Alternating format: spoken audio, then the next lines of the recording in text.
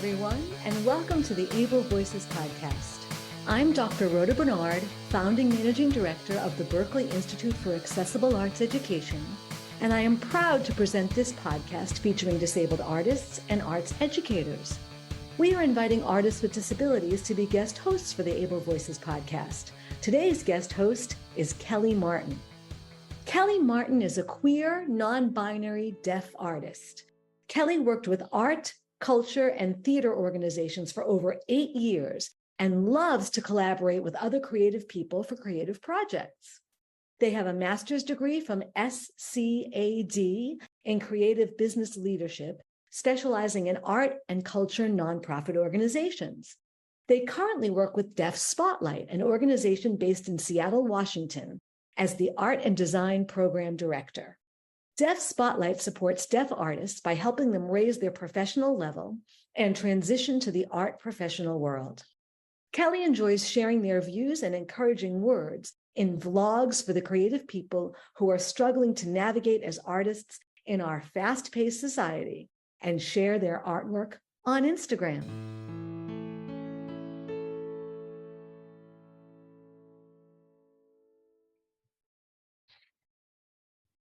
Hello, everyone. I'm Kellie Martin, and I will be hosting Able Voices podcast today. And today we have deaf artist and architect, Jennifer Harris. Jennifer is from Seattle, Washington. Welcome, Jennifer. Hello, thanks for having me. I do have some questions for you today about your field of employment, your educational journey as a deaf person, as an artist, and as an architect. Sure. Well, I grew up and was raised in Kentucky. Just a moment. I want to ask first. I would like you to share some of your story about how you got into the field of architecture and how you became an artist and where you're at now. That's what I was going that direction. So yes, as I said, I grew up in Kentucky. My mother is an art teacher. She's now retired. She worked at the Kentucky School for the Deaf for many, many years. That was her last job when she retired. She's been an artist on the side as well as an art teacher. I kind of have a family of artists with different mediums being our choices. And I don't know who's going to be next in the field of art in our families, but nonetheless, I'm looking forward to someone doing that. So obviously I took classes from my mother. We had an old gymnasium and her art class was down in the basement. We had everything in that room. We had a dark room. We had an old sewing, I'm not sure what you would call it, but like weaving and a loom type machine. And then in another room, we had a room that we could have people take classes and do different things with different mediums. And I was absolutely enthralled with it. I would hang out there, and to this day, it has affected me. Now, from that point, I lived 1 year as an exchange student. And then when I came back to the United States, I decided to go to Gallaudet University. And I wasn't sure how I was going to be able to express myself as an artist and have a career as well. But, just my everyday thoughts and experiences led me to the field of architecture. I've always been fascinated with architecture. I've always seen some things, like watching reality shows on TV, which I no longer have. There was one that was related to architecture. It was wonderful. I don't know why they've stopped that one, but nonetheless, I would always think, what is that drawing going to lead to? What's going to be the end product? And so as a result of that, I became an architect. And this July will be my 5th year working in Seattle, Washington as an architect. Wow, time flies. My next question is, I wanted to ask you about your current work as an artist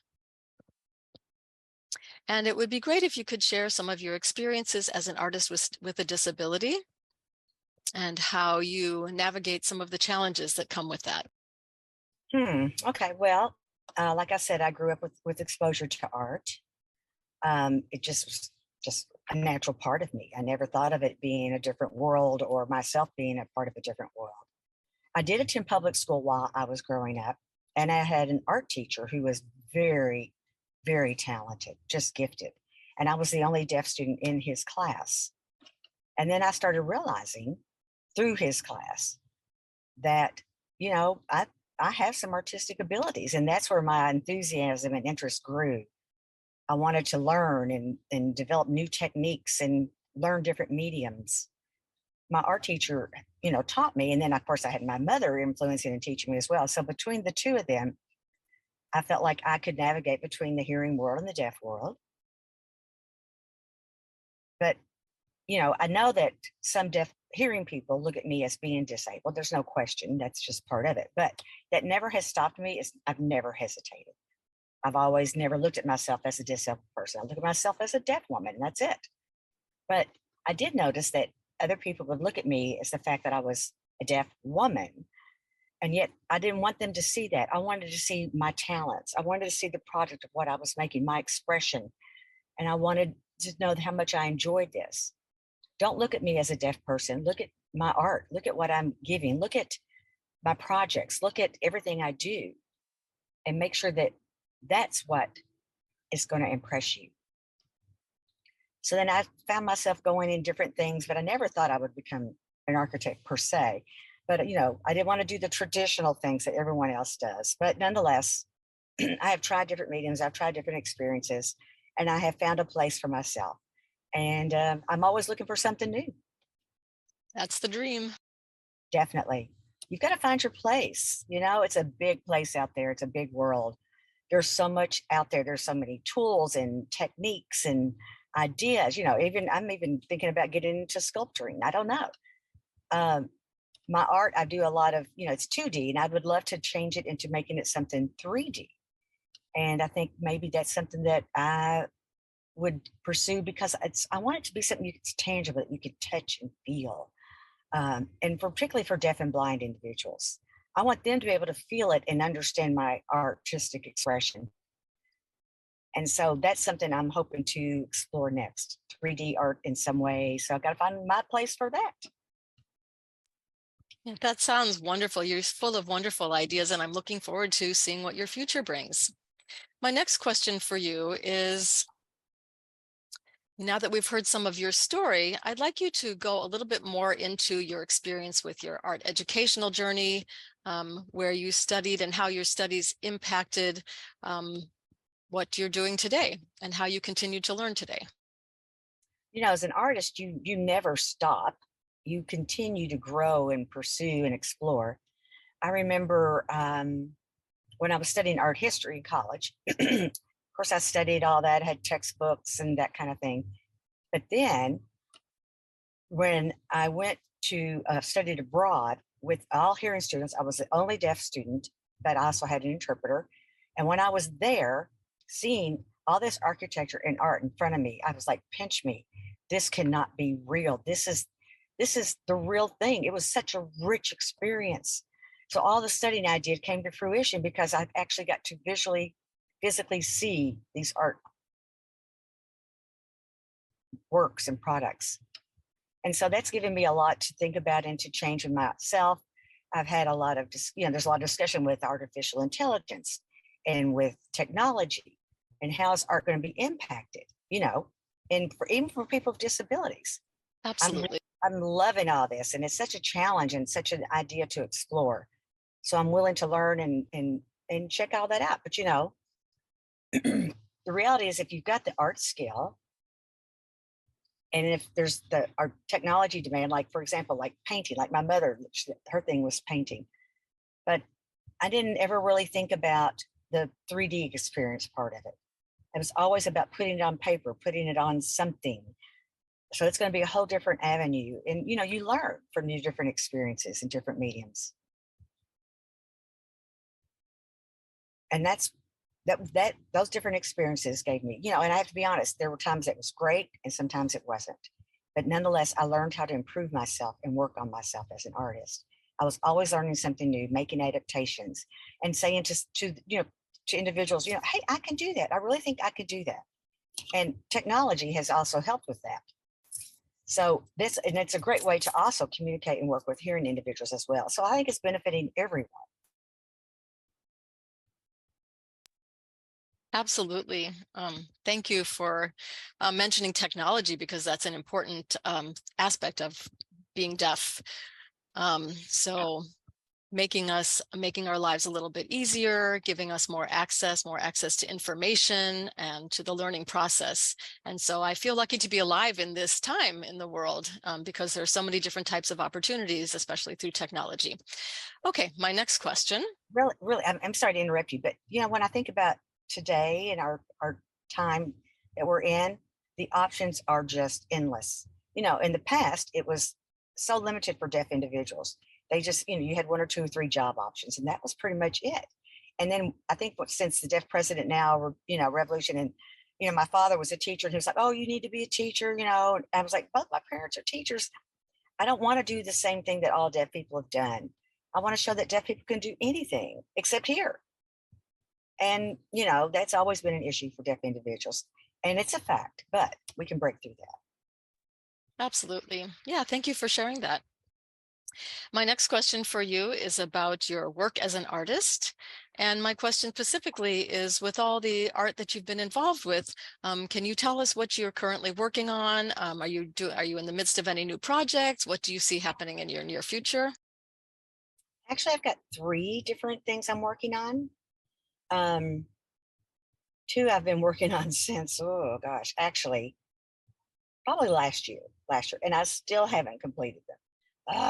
But nonetheless, they're really big projects. It's the 2 biggest I have ever worked on. And it's pointillism, where you make the little dots and it becomes a picture or a drawing. It's almost like, that what used to be Impressionism. It was very similar to Impressionism. And, I studied all that, and here I am producing it with these tiny little bitty dots with pointillism art.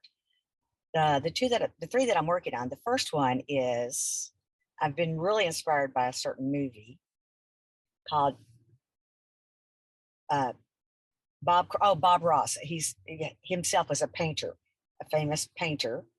And I've kind of studied him and learned more about him. And if you haven't watched his documentary, you really need to. So I've gotten these different phases of the movie and of his life that I'm doing in pointillism. And it's kind of like, I'm hoping it looks like it could be a motion picture of sort, if you really looked all the way down it quickly. I still haven't got it completed yet. There's some things I want to do, but it's really kind of cool. So I've got to really, like sharpen that one, make it more finesse. But anyhow, the second one is about inflation. Some people are saying the economy's pretty good, and other people don't think it is going as well as it should. But these are just hard times. People are going through so many things in their lives at this point in time. So I've learned a lot that life is going to be hard when it comes to economy and making a living, and it's not easy on everyone. So as a result of that, I have come up with crumbled $100 bills. And basically, you've got a $100 bill and a dollar bill. You can absolutely spend $100 in no time flat, because things are so expensive now. So I have the $100 bill that I'm working on and trying to get that one arranged a certain way to project that whole concept I just described. Then also I'm working a commission piece from Kentucky. We had an individual that passed away in Kentucky, a very, very highly regarded individual that worked for the deaf community, was extremely supported. Her name was Virginia Moore. She invested her time and energy into the deaf community. So I want to invest my artwork into her. So I'm trying to come up with a drawing for that. Now, doing Kentucky School for the Deaf's 200th year anniversary, I did some drawings and things like that. I did maybe, I don't know, all these different things, but I've got about 20 left that I want to do. Now those are smaller projects. The bigger ones I just described are taking my time, but nonetheless, I'm ready to get them going and done. Wow, that's very impressive.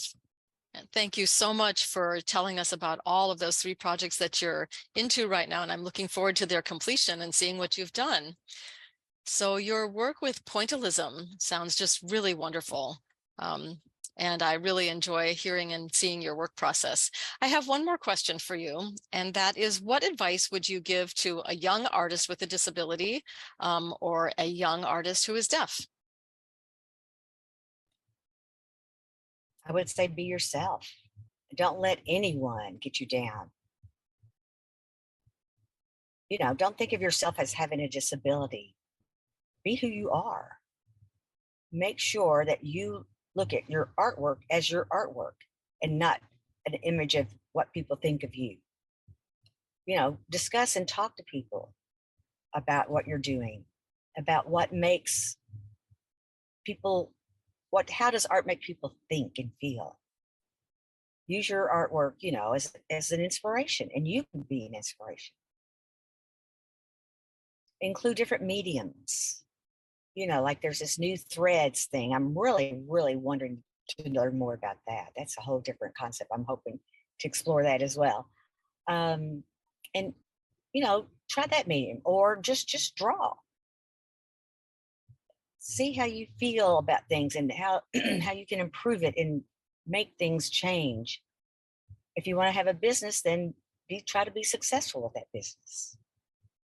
What's really important is to be yourself most of all. And don't let anyone get you down, and never, ever give up. Never give up on your artwork.